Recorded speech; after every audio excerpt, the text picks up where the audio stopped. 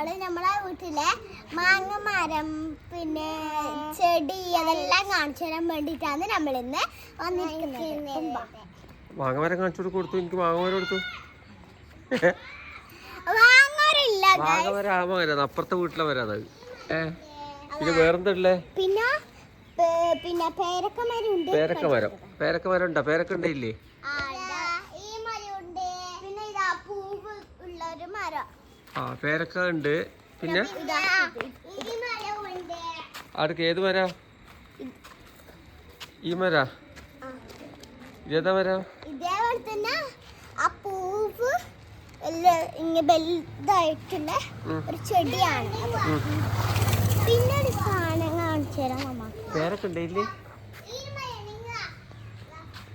അവിടെ മരം ഉണ്ടാ? ആ ഏതാ മരം? ഇതേതാ മരം?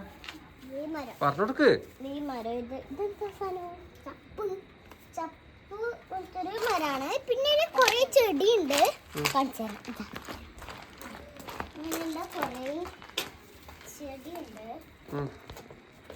പിന്നെ